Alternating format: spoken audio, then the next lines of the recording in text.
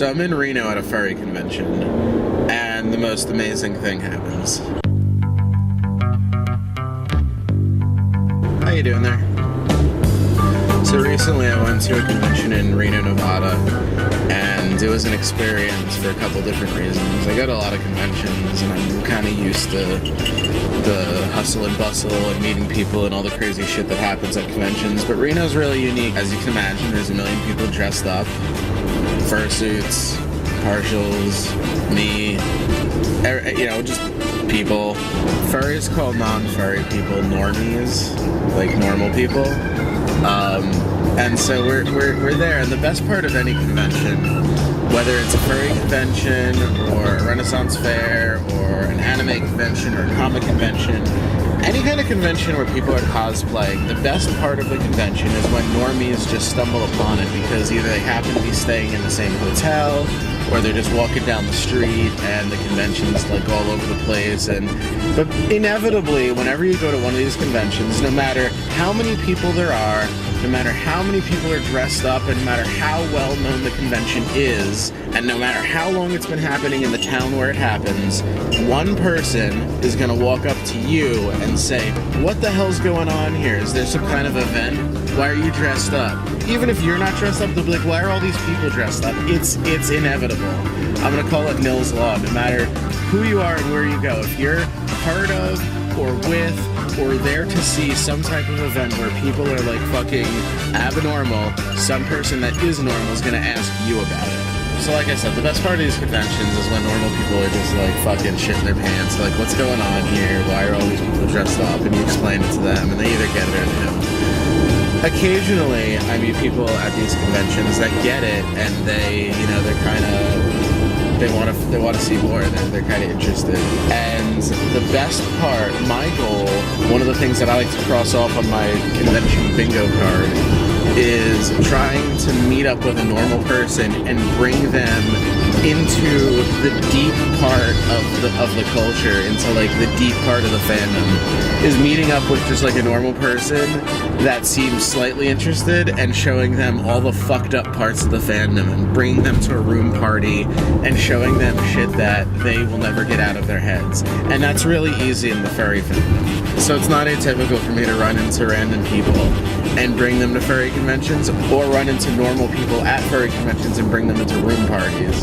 And they love it. So anyway, we're in Reno, and me and my friend Roxy, we're hanging out, and we meet this guy, and he is completely a normie, and he's there for some unrelated reason. I mean, it's a casino hotel. There's a whole bunch of people there that aren't there for the convention, that are just like, WTF.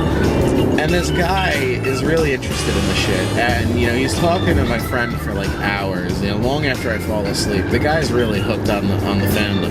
And the next day he comes back and he brings his middle-aged aunt, and she's just like also completely fucking enamored by what they're seeing. They're like, "I never knew this existed. This is awesome. That's cute. That's amazing." And I'm explaining things to her. She's like, "Oh, we saw a lot of furries in harnesses," and I'm like, "Yeah, a lot of furries are into kink gear and bondage gear." I'm like, "Yeah, we saw another furry that had a smaller animal in its mouth." I'm like, "Yeah, a lot of furries are into vor." I'm like, "Yeah, we saw a big animal that had a pacifier and a diaper." And I'm like, "Yeah, that's a baby fur." So they're interested in drinking, so we bring them to a room party. And what happens is that, where the fuck am I going? I don't want to go this way. I'm gonna get gas over here. It's a couple days later. I'm continuing the story from inside my house. So we're in the room party with her and her nephew and Roxy. And Roxy goes downstairs to smoke and brings her nephew with him. She's drinking and she's giving me stuff to drink, even though I don't normally drink. I'm drinking, and we're having a good time. Everyone's showing her how fursuits work, how the mouth's open, how, you know, they're letting her put on fursuit heads, showing her all kinds of stuff, showing her basically the whole fandom, the whole community. And she was so happy. The look on her face was just ridiculously immense. I've never seen like a normal person react that way. There's like not a hint of weirdness or weirded out, or it was just all completely amazing questions from her.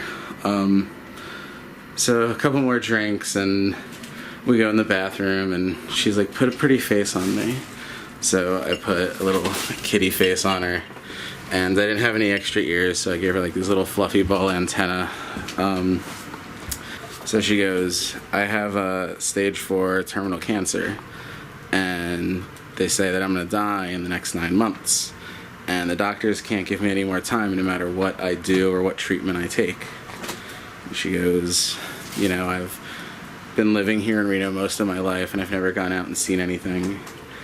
She says, I've been in a marriage for the last 35 years with someone that doesn't love me anymore. My husband hasn't told me he loved me or kissed me within the last 5 years.